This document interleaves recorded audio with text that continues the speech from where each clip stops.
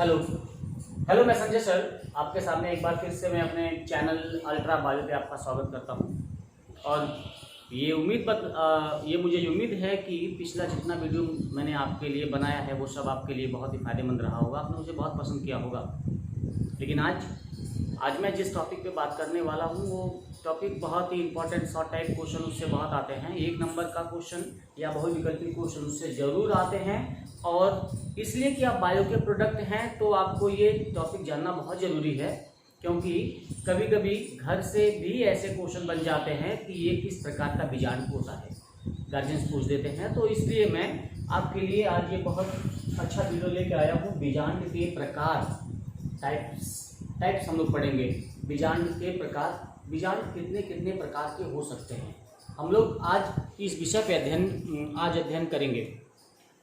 तो सबसे पहले हम लोगों के आसपास बहुत तरह के पुष्प होते हैं, और उस पुष्प में जननांग स्त्री केशर लगभग होते ही होंगे, सब में होते हैं। और सभी स्त्री केशरों में जो उनका बीजांड होता है वो कुछ अलग अलग तरीके के हो सकते हैं, और ये कुछ अलग अलग तरीका इन 6 में से एक का हो सकता है। तो सबसे पहले हम लोग पढ़ेंगे बीजांड के प्रकार में। सबसे पहला प्रकार आता है आर्थोट्रोपस। मैंने यहाँ नाम लिख रखा है, नाम इसलिए लिख रखा है कि आपको स्क्रीनशॉट लेने वगैरह में बहुत ही आसानी होगी। आर्थोट्रोपस ऐसे पौधे जिसमें बीजांड का माइक्रोपाइल बिल्कुल ऊपर हो। देखो इधर माइक्रोपाइल ऊपर है। ऐसे पौधे जिनके बीजांड का माइक्रोपाइल बिल्कुल ऊपर की तरफ हो, और चलाजा और फुनिकल बिल्कुल नीचे की तरफ हो, और इन तीनों को मिलाते हुए एक उदग्र सीधी रेखा काटती है। एक उदग्र सीधी रेखा इन तीनों को काटती है। तो ऐसे प्रकार के बीजांड को आर्थोट्रोपस का नाम दिया जाता है। इस प्रकार का बीजांड आमतौर पे पोलिगोनम, पान, मिर्च, काली मिर्च मतलब वो काली मिर्च मैं यहां लिख दे रहा हूं। मिर्च काली वाली मिर्च है, काली मिर्च, इन सबों में इसी प्रकार के बीजांड होते हैं। याद रहे कि आर्थोट्रोपस में वे बीजांड आते हैं जिनके माइक्रोपाइल बिल्कुल ऊपर की तरफ होते हैं, और चलाजा बिल्कुल नीचे की तरफ होते हैं। चलाजा से जुड़ा हुआ जो फुनिकल होता है वो एकदम नीचे की तरफ होता है, लेकिन ये तीनों एक दूसरे के सीधी रेखा में होता है। और रेखा भी कैसा, उदग्र रेखा। उदग्र मतलब नीचे से ऊपर की तरफ जाती हुई रेखा में जब परिस्थिति बनता है तो इस तरह के बीजांड को आर्थोट्रोपस के नाम से जाना जाता है। और ये क्वेश्चन पूछता है कि पोलिगोनम में किस प्रकार का बीजांड पाया जाता है, बहुविकल्पी में या शॉर्ट टाइप क्वेश्चन में, या कभी कभी पान में या काली मिर्च में किस प्रकार का बीजांड पाया जाता है। तो आर्थोट्रोपस आपके पास ऑप्शन होना चाहिए। दूसरा है एनाट्रोपस। एनाट्रोपस उस प्रकार के बीजांडों में आते हैं जब फुनिकल, ये जब लंबा वाला धागा, मैंने पिछले वीडियो में भी आपको फुनिकल के विषय में बहुत अच्छे से बताया है। ये फुनिकल जब ज्यादा वृद्धि कर लेता है, अति वृद्धि करने के बाद ये बीजांड काय पूरा मुड़ जाता है, मुड़ करके ये नीचे की तरफ आ जाता है, मतलब माइक्रोपाइल नीचे की तरफ आ जाता है। और माइक्रोपाइल नीचे की तरफ आ जाता है, माइक्रोपाइल और फुनिकल एक दूसरे के थोड़े पास आ जाते हैं। देखो दूरी बस इतनी है। यहां आर्थोट्रोपस में फुनिकल और माइक्रोपाइल के बीच एक बहुत बड़ा 180 डिग्री का फासला है, लेकिन यहाँ पे फुनिकल ज्यादा वृद्धि करने की वजह से ये फुनिकल जा रहा है और ये इस तरह ज्यादा वृद्धि कर लिया। जो ज्यादा वृद्धि करने के बाद फुनिकल और माइक्रोपाइल ये दोनों एक दूसरे के पास आ जाते हैं। और हम लोग जैसा कि जानते हैं कि माइक्रोपाइल के ठीक विपरीत दिशा में चलाजा होता है। चलाजा को हिंदी में निभाग बोलते हैं, मैंने निभाग लिख दिया है, चलाजा होता है। और ये दोनों एक दूसरे के सीधी रेखा में होते हैं तो ऐसे कंडीशंस में बीजांड के प्रकार को एनाट्रोपस के नाम से जाना जाता है। और हम लोग ऐसे बीजांड को लगभग इस प्रकार का बीजांड लगभग हम लोगों के सामने लगभग 80% पौधे के पुष्प में या पौधे के जायांग में, जायांग का जो बीजांड होता है, इस प्रकार का बीजांड लगभग 80% पुष्पों में देखा जाता है। इसमें से मैंने एग्जांपल चना, सेम और मटर तीनों को रखा है। तीनों में इसी प्रकार के बीजांड होते हैं। एनाट्रोपस, एनाट्रोपस का मतलब फूनिकल ज्यादा वृद्धि करता है। ज्यादा वृद्धि करने की वजह से बीजांड लचीला होकर के नीचे झुक जाता है, और जब नीचे झुक जाता है तो माइक्रोपाइल और फूनिकल के बीच की दूरी घट जाती है, और जो निभाग होता है वो माइक्रोपाइल के ठीक सीधी रेखा में होता है। तो ऐसे कंडीशन में एनाट्रोपस कहा जाता है। और मटर, चना, सेम इसके इंपॉर्टेंट एग्जाम्पल हैं। इससे क्वेश्चन भी बनते हैं कि मटर में कौन सा बीजांड का प्रकार पाया जाता है। ठीक, तो ये एनाट्रोपस इसका आंसर है। हेमिट्रोपस, हेमिट्रोपस का मतलब ऐसा बीजांड जो फूनिकल के साथ, ऐसा बीजांड जो जिसका फूनिकल थोड़ा कम वृद्धि करता हो, चलाजा और माइक्रोपाइल। मैं यहाँ माइक्रोपाइल को यम भी लिख दे रहा हूं क्योंकि बार बार माइक्रोपाइल मैंने लिखा है। ये माइक्रोपाइल और यहाँ पे चलाजा, ये दोनों एक सीधी रेखा में जाते हो लेकिन फूनिकल के साथ 90 डिग्री का कोण बनाते हो।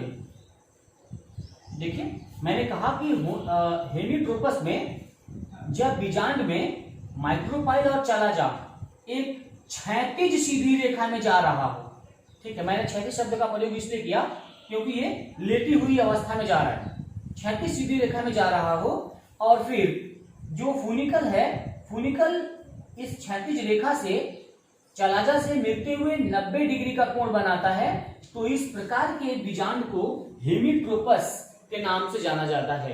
हेमिट्रोपस इसका एग्जाम्पल रैननकुलस है। ये बहुत इंपॉर्टेंट है, कई बार क्वेश्चन में, बहुत विकल्पीय क्वेश्चन में मैंने देखा है रैननकुलस में किस प्रकार का बीजांड देखने को मिलता है। ठीक, तो हेमिट्रोपस में